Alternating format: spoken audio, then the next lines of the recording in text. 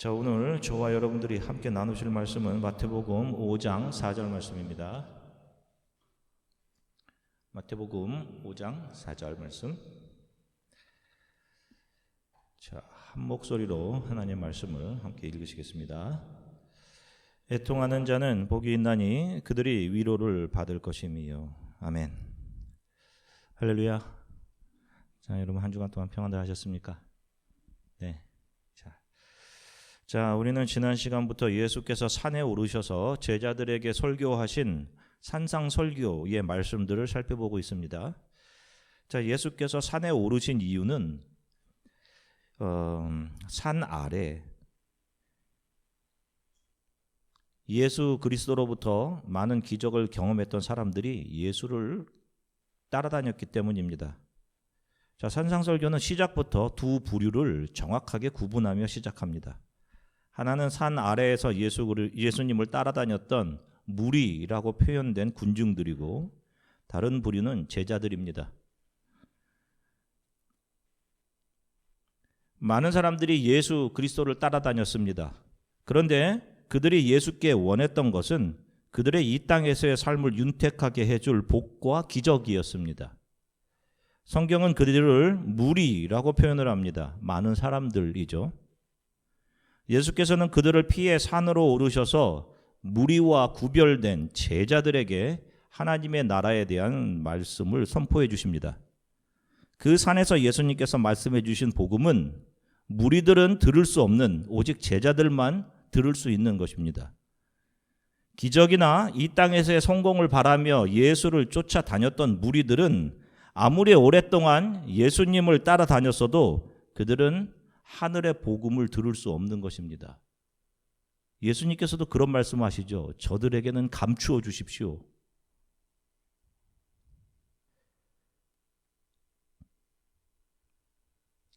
이사야 선지자의 예언대로 예수께서는 자기 자신을 산 위에서 제자들에게 보여주십니다. 예수께서 어떤 분이신지, 그 자신을 제자들에게 심령이 가난한 자로, 애통하는 자로, 온유한 자로, 의에 줄이고 목마른 자로, 제자들에게 자기 자신을 보여주시는 겁니다. 그리고 그 예수 그리스도의 모습을 예수를 따르는 제자들에게, 그들이 턱없이 부족함에도 불구하고 예수 그리스도의 그 모습을 제자들에게 그대로 전가해 주십니다. 우리는 이것을 Union with Christ라고 해요. 마음이 가난하지 못한데, 부족한데 저와 여러분들을 가난한 자들이라고 해주시는 겁니다. 온유하지 못한데 온유한 자들이라고 해주시는 거예요. 그렇게 은혜를, 그렇게 예수로 덧입혀진 은혜를 입은 사람들의 삶에서 예수 그리스도의 모습이 가난한 자로, 의에 줄이고 목마른 자로, 애통하는 자로 반사되어 나가게 되는 것입니다. 자, 오늘은 애통하는 사람들아, 여러분들에게 복이 있습니다. 여러분들에게 위로가 있을 것입니다. 라는 말씀입니다. 가난과 애통, 눈물은 아주 밀접한 관계가 있어요. 여러분, 어느 누가 이 짧은 한평생 이 땅에서의 삶 동안 가난의 자리, 늘 그냥 무엇인가 필요한 자리, 그래서 불편한 자리로 내려가고 싶겠습니까? 그 예수 그리스도께서 나를 위해 모든 것을 잃어버리는 가난의 자리로 내려가셨음을 알게 된 사람만 성경이 말하는 이 가난의 자리로 내려갈 수 있는 것입니다. 자, 그들의 가난한 자리로 내려감이라는 것은 예수만 필요하기에 성공이며 행복이라고 여기며 붙잡았던 세상의 다른 것들을 향한 그 손을 놓아가는 과정들인 겁니다. 그리고 예수만 필요한 상태로 내려가는 거예요. 그것이 성경이 말하는 과정입니다. 그 과정에서 성도는 수많은 눈물을 흘리게 됩니다. 이것도 놓아야 되는군요. 이것도 놓아야 되는군요. 자, 세상 사람들도 살아가면서 많은 순간 눈물을 흘리게 됩니다. 사랑하는 사람과의 이별로 인해서 울기도 하고, 예상치 못했던 병 때문에 아파서 울기도 하고, 실패를 경험해서 많은 것을 잃어버림으로 인해서 울기도 하고, 너무 힘들어서 울기도 합니다. 그러면 세상 사람들의 눈물과 성경이 말하는 성도들로부터 나오는 애통, 눈물은 어떤 차이가 있는 걸까요?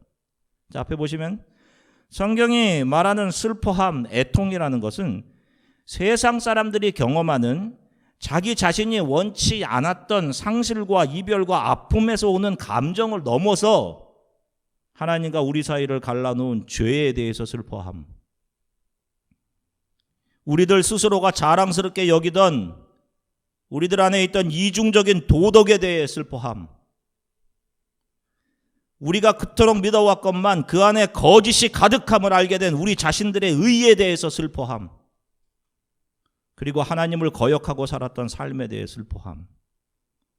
바로 이것을 성경은 하나님의 자녀들에게서 나오는 애통이라고 하는 거예요. 여러분, 점검해 보세요. 여러분들에게 이것이 나오고 있는지. 이 애통은 자기 자신을 향한 하나님의 애통, 예수 그리스도의 눈물이 있었음을 알게 된 사람들만 내어놓을 수 있는 것입니다. 보게 될 수 있는 것이고요. 자, 로마서 5장 6절부터 8절까지 말씀 같이 읽으시겠습니다. 우리가 아직 연약할 때에 기약대로 그리스도께서 경건하지 않은 자를 위하여 죽으셨도다. 의인을 위하여 죽는 자가 쉽지 않고 선인을 위하여 용감히 죽는 자가 혹 있거니와 우리가 아직 죄인 되었을 때에 그리스도께서 우리를 위하여 죽으심으로 하나님께서 우리에 대한 자기의 사랑을 확증하셨느니라. 아멘. 자, 보세요. 자신을 향한 예수 그리스도의 애통을 알게 된 바울이 십자가에서 자신을 내어주신 예수님의 죽으심은 누구를 위한 것이었다라고 이야기합니까? 누구를 위한 것이었다고 해요? 뭐 좀 도덕적으로 괜찮은 사람들? 아니면 종교적인 열심이 있는 사람들입니까? 경건하지 않은 사람들. 죄인이었던 우리들이라고 이야기합니다. 죄로 인해서 하나님을 알지 못하던 상태. 그래서 하나님을 향해서 당신이 도대체 어디 있습니까? 당신이 있으면 내 삶에 왜 이 모양 이 꼴입니까? 라고 조롱하며 소리 지를 때 그 죄로 인해 하나님을 보지 못하던 우리들의 그 상태를 아파하시고 슬퍼하시며 십자가에서 자기 자신을 내어주신 것입니다. 자, 많은 무리들이 예수님을 따라다녔습니다. 아까도 말씀드렸던 것처럼 이 무리들은 예수님의 기적을 눈으로 보았습니다. 그리고 계속해서 예수님 우리들을 배부르게 해주셨던 그 양식, 그 떡과 고기, 우리들을 고쳐주셨던 그 기적들을 계속해서 우리들에게 주셔서 우리들이 이 땅에서 늘 배부르고 또 평안하게 해주십시오. 그렇게 해주시면 안 되겠습니까? 라며 예수님을 따라다녔어요. 그런데 예수께서 그런 것이 중요한 것이 아니야. 너희들을 영원히 살게 하는 하늘 양식이 있어. 그것이 바로 나야. 그러자 그 말씀을 하는 순간 그 예수님을 쫓았던 수많은 사람들이 예수로부터 등을 돌립니다. 영원에는 관심이 없었던 거예요. 오직 이 땅에서의 삶. 그들이 예수께서 자신이 원하는 것을 주지 않자 돌변해서 예수를 십자가에 못 박으라고 소리 지르는 군중으로 변합니다. 살인자 바라바를 살려주고 저자를 십자가에 못 박아라. 그렇게 돌변한 그들을 바라보시면서 예수께서 하신 말씀이 누가복음 23장 34절입니다. 같이 읽으시겠습니다. 이에 예수께서 이르시되 아버지 저들을 사하여 주옵소서 자기들이 하는 것을 알지 못함이니이다 하시더라. 죄로 인해서 하나님을 바라볼 눈, 시력을 완전히 잃어버린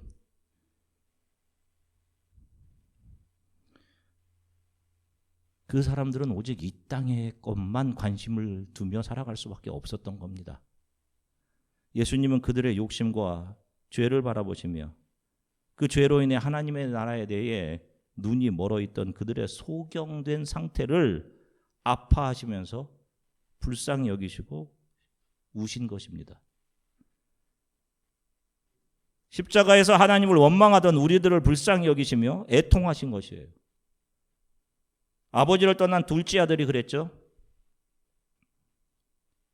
아버지와 같이 사는 삶은 지루합니다.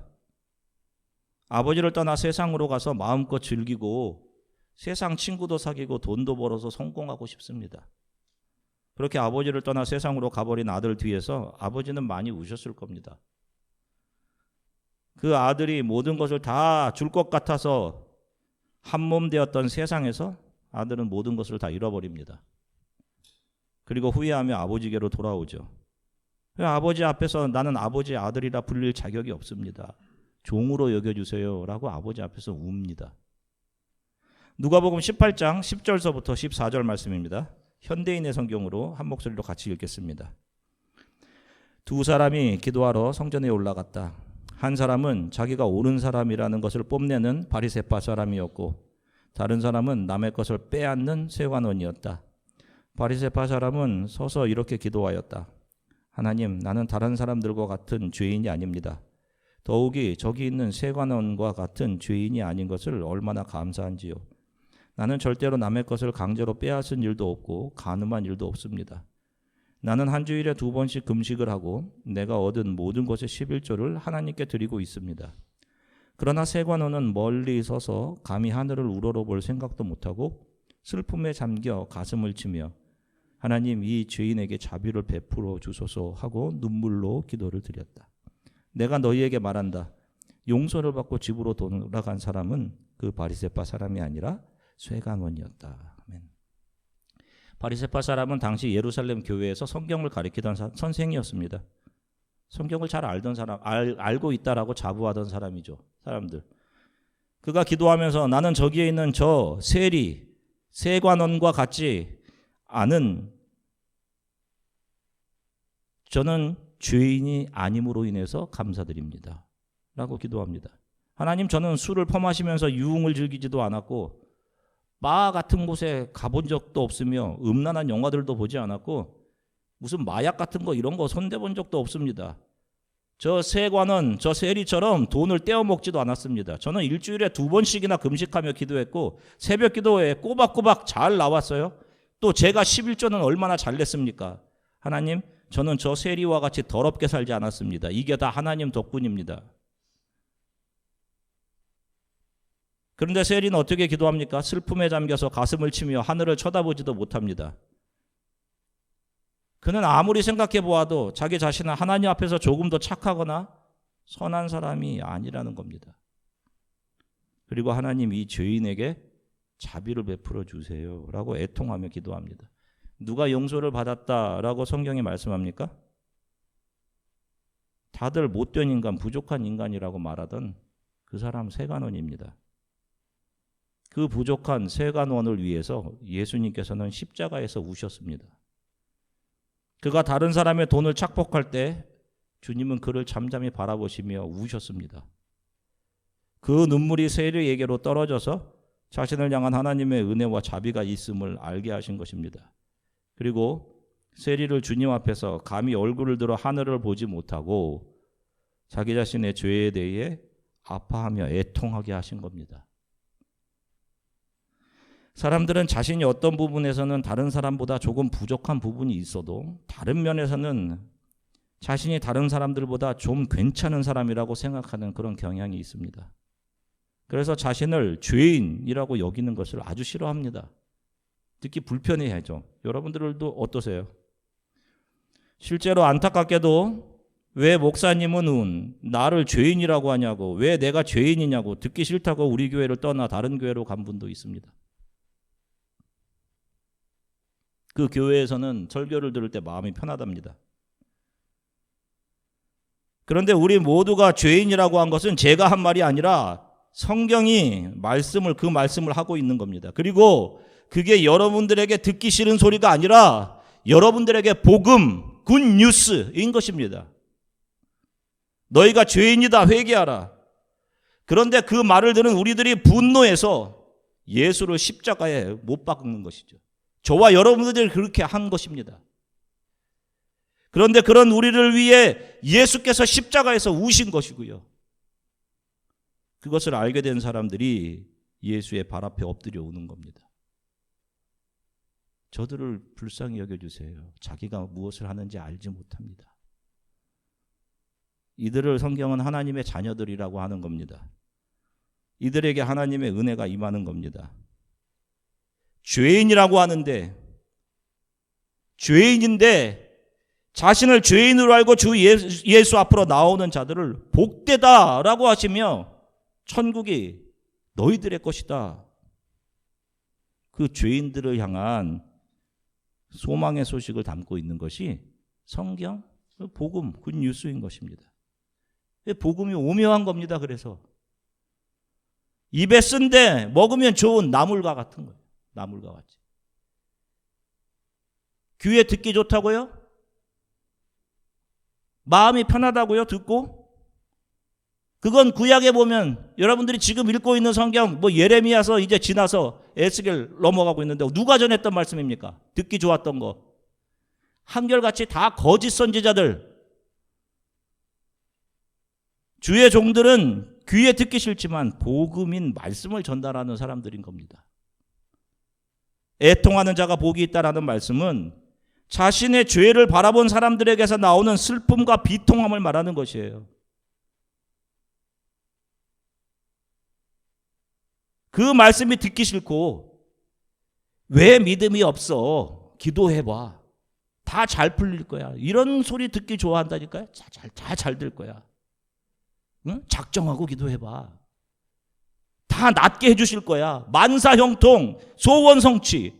하나님께서 다 들어주실 거야. 11조 잘 해봐. 감사헌금 꼬박꼬박 잘 해봐. 새벽기도 꼬박꼬박 잘 나와봐. 30배, 60배, 100배 보상해 주실 거야. 원하는 학교 가게 해 주실 거야. 이런 거 듣기 좋아하는 겁니다. 이게 성경이 말하는 복음입니까? 다 잘 될 것, 잘 풀릴 것, 그런 믿음 붙잡고 순교한 예수 그리스도의 12 제자들은 뭐예요? 다 애통과 눈물에 대해서도 그래요. 어떤 사람이 예수님을 모르는 목사님께 찾아와서 얘기합니다. 목사님, 예수님을 모르는 친구, 직장 상사, 저의 매니저가 저를 너무도 미워하고 핍박해요. 우리 믿지 않는 시어머니가 구박을 해서 저는 너무도 슬프고 자주 웁니다. 그러니까 목사가 그게 얘기를 해줘요. 그래, 그게 주를 위해 당하는 핍박에서 오는 애통이야 라고 말해줘요. 그러면 또 좋아합니다. 아, 내가 주를 위해서 핍박을 받는 거구나. 그게 무슨 주를 위한 핍박이고 그게 무슨 주를 위한 애통입니까? 그건 그냥 직장 친구나 동료나 매니저나 시어머니에게 잘 못하고 있는 겁니다. 더 잘하셔야 되는 거예요. 자기가 못한 일은 생각하지 않고 구박이나 핍박만 생각한다니까. 그런 것이 애통이 아니라 오히려 그런 걸 핍박이라고 생각하는 자기 자신의 이기적인 자기 중심적인 그 생각, 죄 때문에 슬퍼하는 것. 내가 옳은 줄 알았는데, 나는 늘 잘하는 줄 알았는데 나에게 옳은 것이 하나도 없음에 대한 애통, 이것이 성경이 말하는 애통, 펜데오인 것입니다. 이런 사람들을 예수께서는 복된 사람들이라고 하시는 거예요. 이들에게 위로가 있을 것이다 라고 하죠.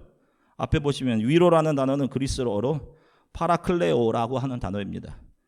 파라, 옆에, 곁에, 클레오, 부르다. 우리가 그때 에클레시아, 에크클레오, 교회, 세상 바깥으로 끌어내어 불러낸 사람들. 파라클레오, 곁으로 부르다 하는 의미예요. 자신 안에 있는 죄성으로 인해 아파하고 절망하며 눈물이 흘리는 사람들, 그 사람들을 주께서 자기 곁에 두시는 겁니다. 파라클레오, 안아주심.